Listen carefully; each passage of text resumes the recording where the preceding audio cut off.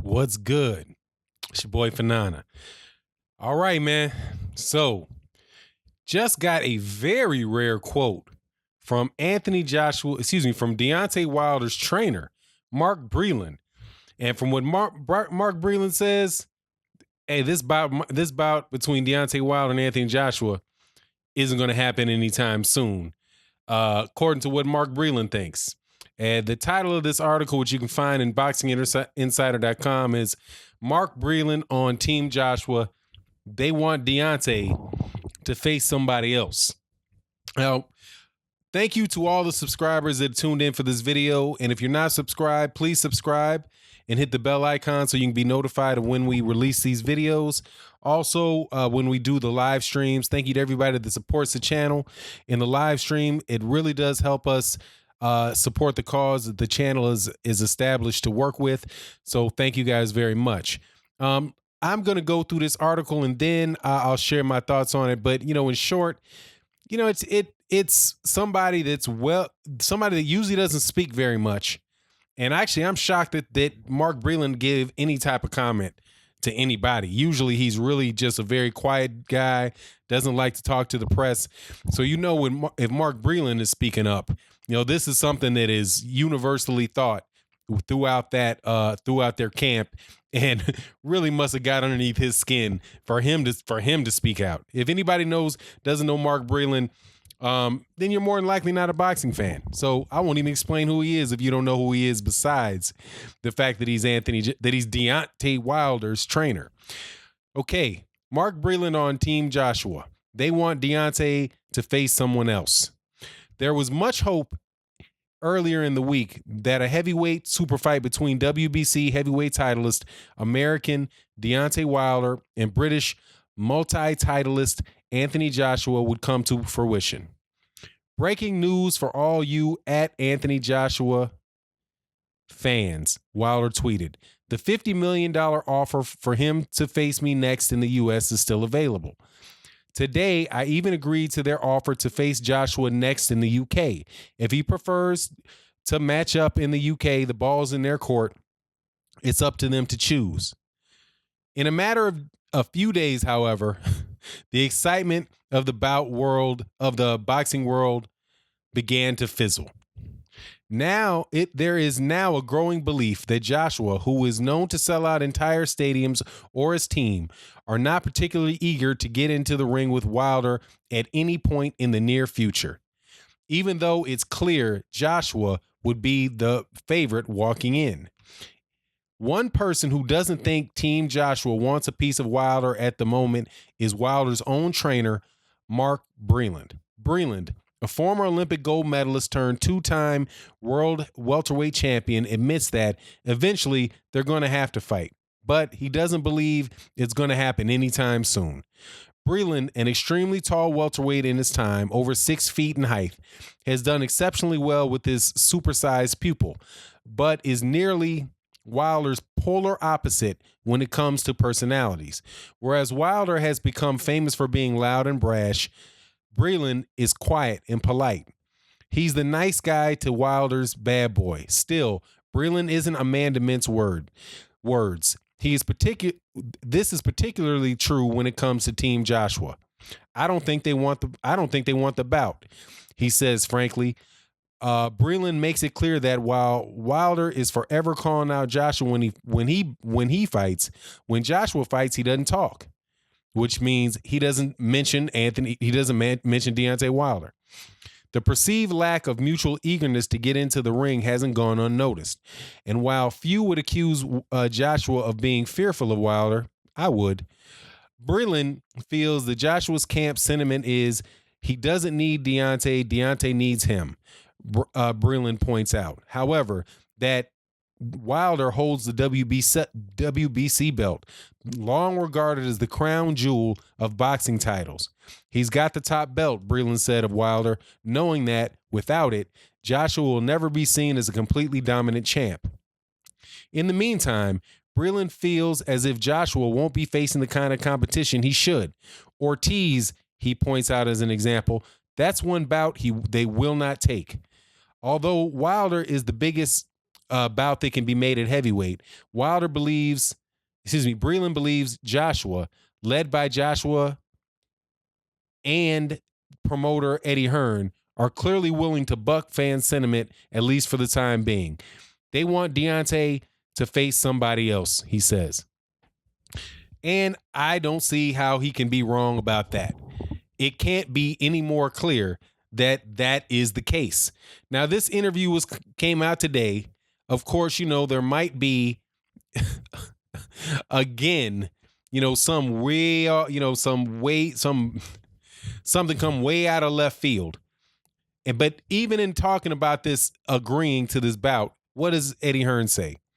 Eddie Hearn has said, if you read two interviews together, that it wouldn't be till like next February. And in boxing, next February is forever and a day. Okay? Because he said, look, if it's not going to be Alexander Povetkin, then it would be Wilder in October. But it is going to be Povetkin, more than likely. So there will be no Wilder in October. It pushes off it until 2019.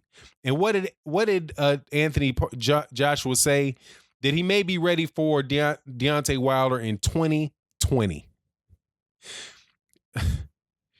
I'm telling you, man, this dude is a joke. But I mean, I can't explain anymore.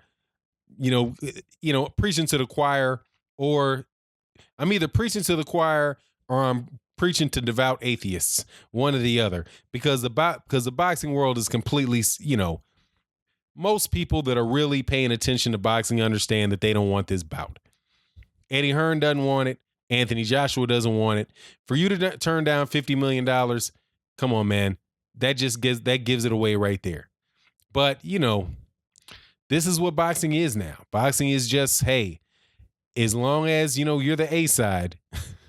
If you're the A side, that means you don't have to fight anybody. You've made it, touchdown. That's it. But anyway, so I'm not too hopeful. Of course, there's, according to Eddie Hearn, right, which is according to the least credible person in probably all of boxing, says that they're going to be sending a contract to Deontay Wilder on Friday, and we'll see if he's serious about really wanting the bout. Now, I am pretty sure that agreement is going to be something that guarantees the bout does not happen. That's the first thing that they did when they were forced into making an offer at all, which was $12.5 million, take it or leave it, flat fee, that's it. And that is in $100 million bout, that's an 88-12 split. So what are they going to probably do? Offer the same thing, but with no rematch clause, 88-12 in the UK, maybe next February. And what the guy said was, look, we're not even, and look, man, we're probably not even going to face Deontay Wilder next, but we'll sign an agreement with them down, for a bout to take place after the Povetkin bout. So it's like, yeah, we signed to fight him. Well, what has to happen for the bout to happen? Well, first, Anthony Joshua has to win. Second, then Deontay Wilder has to become rated in the WBC, and whatever type of nonsense that they can throw in this thing to make sure this thing doesn't happen. So, it is what it is. I do like, it's interesting though, man, because it's like this guy, Sean Cross, and shout out to him for doing a great job getting that interview. I don't know how in the world they got Mark Breland to talk. I just don't. I just think that this is just almost telling me that this bout is completely dead, and this was probably, like Eddie Hearn said, a last ditch effort to get this thing signed before Deontay Wilder before Anthony Joshua signs to get in there with Alexander Povetkin. But here's the thing, and I'm saying it, I'm going to say it more and more. This might just be a complete and utter mirage. This whole scenario, I think, is it could very well be a mirage. And that, I mean, we don't have top heavyweights in with each other. One thing that was said today was from Joseph Parker. Joseph Parker, who's been in the ring with Anthony Joshua, said he thinks Deontay Wilder will knock him out. He's like, look, he said, I don't know, somewhere in the middle of the ring, middle of the rounds. And he's like, look, this guy's not that top. He's not that powerful. Like, I probably should have sat down on my punches and really kind of went to him more. But, I thought he'd be a lot more powerful than he was. Well, interestingly enough, what happened in that bout? Anthony Joshua came in, 10 pounds, 12 pounds lower than he was against Carlos Takam and against Vladimir Klitschko. Or I think it was about 10 pounds. He came in at about 10 pounds smaller. I think Anthony Joshua weighed 242. For Parker, I think he weighed somewhere around 254. So he came in about 12 pounds smaller. He also came in, I think, about 8 pounds smaller than the Klitschko bout. So, I don't know if that had much to do with it, but Deontay, for somebody that's actually been in the ring with him and fought and fought Anthony Joshua, you have him predicting Joseph Parker that Deontay Wilder would knock him out. And I think that's what they're afraid of. Now, who the betting favorite is, quite honestly, man, that margin's not that wide. I know that I think it was like plus 250 minus one something, right? So it's not a super wide margin, and that I do believe is for a bout that's going to take place that's for the bout taking place in the UK. I wouldn't be surprised at all if that switches around or gets a lot closer, at least for a bout that would take place in the United States. But here's my thing. Like I said, I think it's a mirage. I don't think Anthony Joshua's that good. And he's definitely not good to the level of publicity that he gets out of the UK and all the fanfare that he gets in the UK.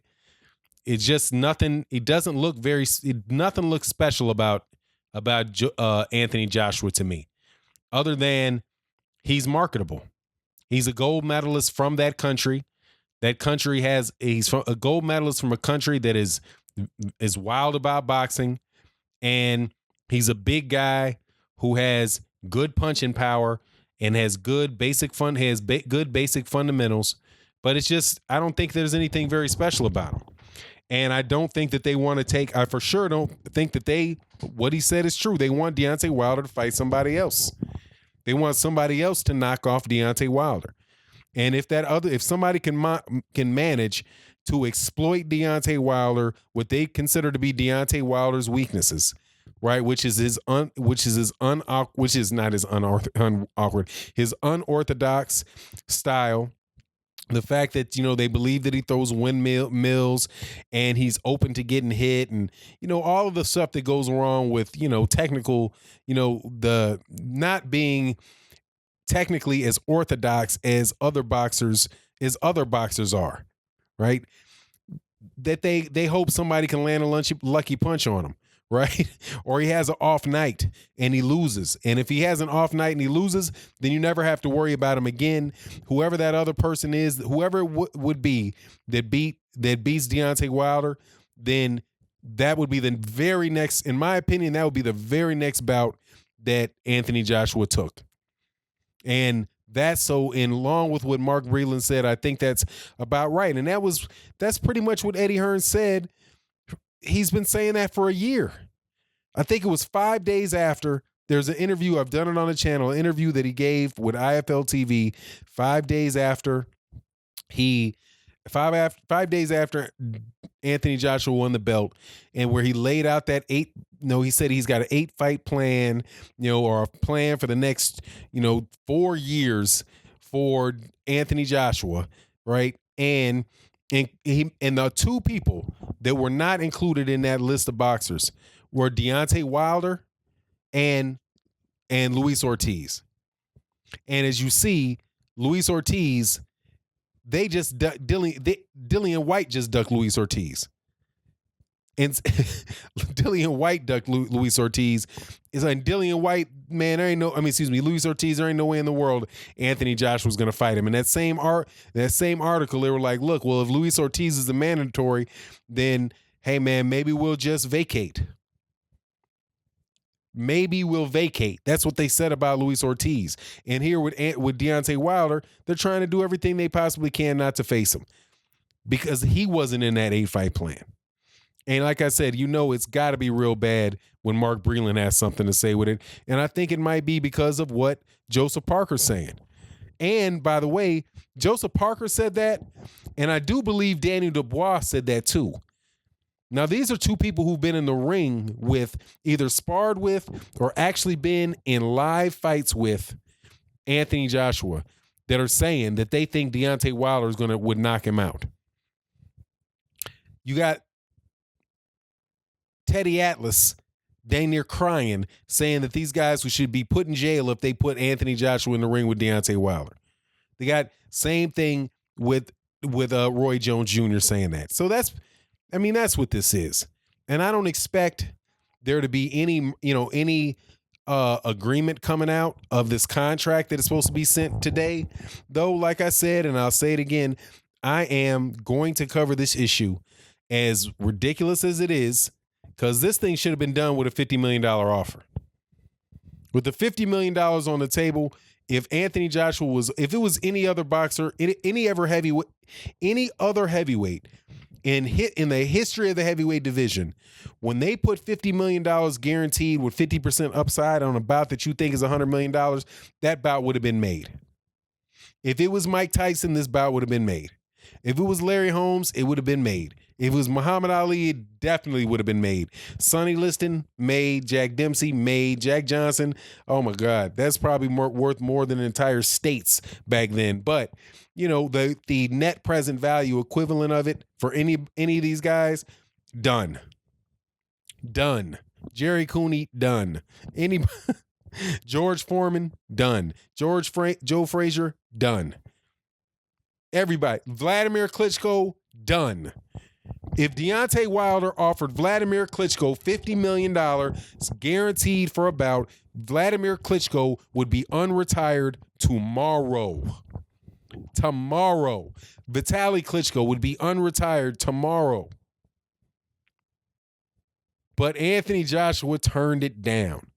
And we're supposed to believe that it's only about the fact that he wants to fight, that he wants a bout to take place in the UK, preferably Wimbledon. I said Wimbledon. Preferably Wembley. This guy turned down $50 million guarantee with a 50% and 50% of anything above and beyond $50 million. And if the bout does $50 million, he gets $50 million. He gets it regardless. If it goes to $60 million, he gets $50 million. The other side gets 10. If it gets to $100 million, he gets $50 million. The other side gets $50 million. If it goes to $120 million, he gets 60. The other one gets 60. Deontay Wilder gets 60. But we're supposed to believe that the reason it's not happening, the reason he would not do all of that, is for the pleasure of fighting at Wembley Stadium. Man, and there are people that I would say, if you believe that, I got a bridge to sell you. But more than likely, Eddie Hearn already sold you that bridge. Eddie Hearn already sold you that bridge. Eddie Hearn about to... Wow, man. But it is what it is. So, shout out to my man. I'm going to wrap this one up. Shout out to my man that got that interview from Mark Breland. Appreciate Mark Breland, coming out of his shell pretty much to give us this insight. It's something I needed to hear from somebody in his camp, because this isn't Al, because Al Heyman, this dude talks about it. This is the only guy he's almost as quiet as Al Heyman. Not quite as quiet as Al Heyman, because you will hear him talk every blue moon, like you have him on camera, but he's not too much. He doesn't talk too much more than that. So anyway, it is what it is. And with that, I'm out. Peace.